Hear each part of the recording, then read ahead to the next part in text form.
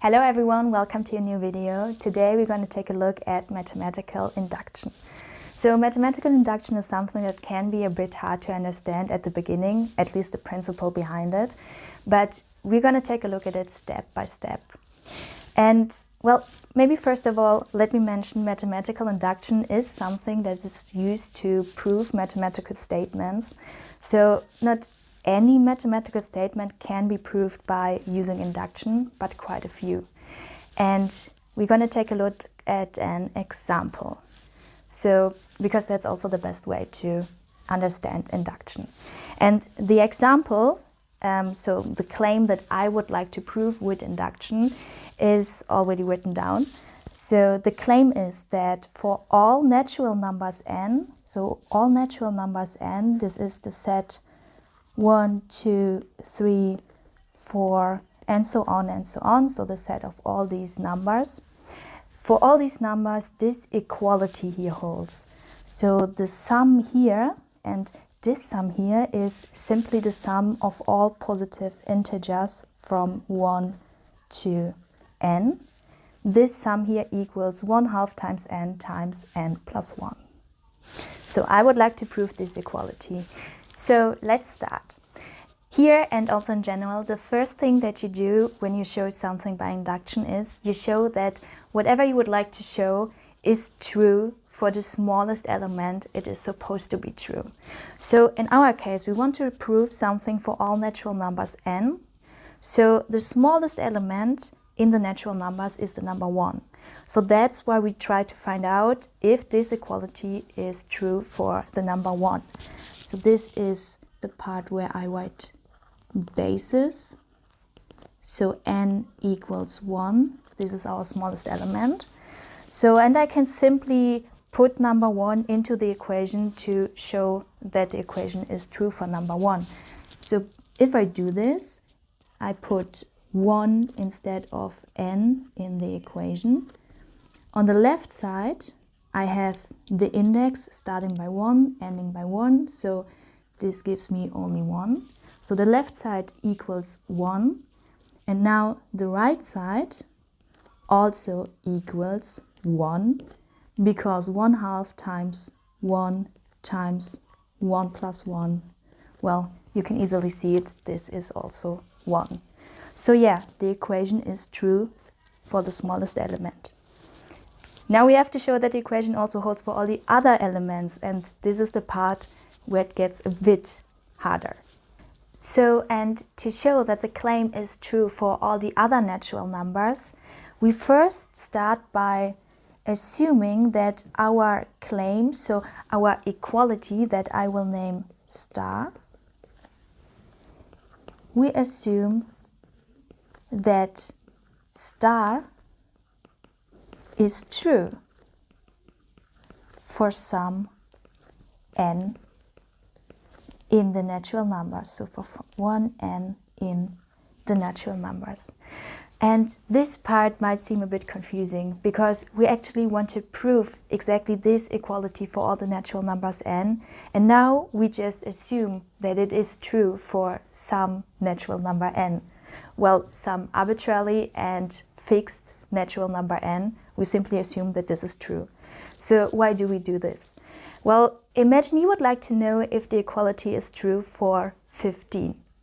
So, and now imagine someone comes up to you and tells you, I guarantee you that this equality is true for 15 if it is true for 14. What you would probably do is you would try to find out if this equality is true for 14. Well, because then you would know it's true for 15 anyway, and you would have two numbers, 14 and 15, for which you know the equality is true. And imagine another person comes up to you and tells you, I actually also guarantee you that this equality is true for 14 if it is true for 13. So in this case, even if you're still trying to find out if this equality is true for 15, you would try to find out if this equality is true for 13. Because by knowing that the equality is true for 13, you would know that it is true for 14, and then you would know it is true for 15 as well.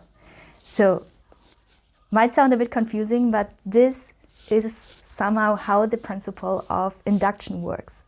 So, but that's what we're going to do right now.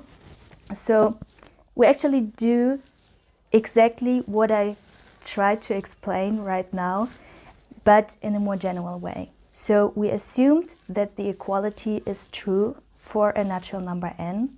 And what we do now is we try to prove that with this assumption, this equality is also true for n plus 1. Means we have to show, and I'm going to write this down here, true for n plus 1, means that if I put n plus 1 in the left side instead of n, so here on the left side I have the index starting at 1 till n plus 1, this has to equal the right side if I also put n plus 1 there instead of n. So that's what we have to show, and we will use the assumption that the equality is true for n. So let's do exactly this. The sum with index starting at 1 till n plus 1, k. So this thing equals the following thing. We have to think that, we have to try to rewrite the sum a little bit so that we can use the assumption that the equality is true for n. And this sum can be rewritten in the following way.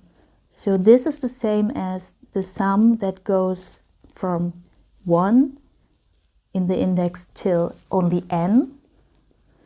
So, and then the last index, n plus 1, is missing here. That's why I write it down here after the sum, plus n plus 1. So because now this expression here, this sum here, for this sum I can use the assumption that I made, that the equality is true for n. So, and by using this, I can rewrite this sum here as 1/2 times n times n plus 1. And I will not forget this n plus 1, so I'm going to write it down here. And now the hardest part is already over. So what we have to do now to show that, to show what we would like to show is we just have to show that this thing here equals this thing here. And that's not too hard, so what I can do to prove this, well, I'm just going to compute it a little bit. So this here is the same as n plus 1 times 1/2 n plus 1. And this again is the same as n plus 1 times 1/2 times n plus 2. So this is exactly what I wrote down here. So perfect, we showed that. So, and now we actually proved the whole claim. So now we proved that this equality here is true for all natural numbers n. But let's rethink again. So why did we now prove that this equality really is true for all natural numbers n? So what, for example, is with n equals 7? Is the equality true for n equals 7? Well, we nowhere put n equals 7 into the equation. So, but what we did instead is we proved in a very general way that the equality indeed is true for n equals 7 if the equality is true for n equals 6. So, and again, we did not put n equals 6 into the equation, but we proved that if we assume that the equality is true for 5, then it is also true for 6. And for 5, the same thing. So if the equality is true for 4, then it is true for 5. If the equality is true for 3, then it is true for 4. If it's true for 2, it is true for 3. And if it's true for 1, it's true for 2. And for 1, the smallest element for that this assumption was supposed to be true we actually computed that it is true. So, and this is the principle also of induction.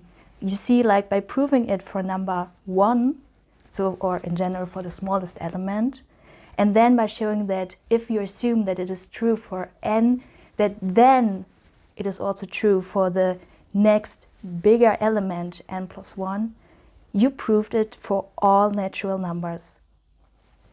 And that's how induction works. So I hope you now got an idea of how induction works. It might still take a little while and practice to really internalize it and to be able to prove even more complicated statements. But if you have any questions, you can write it down in the comments, let me know. Also let me know if you have any wishes for other topics or whatever. And well, yeah, if you want, you can also follow me on Instagram. I will post mathematical stuff there, sometimes too. And then I will see you in the next video. Bye!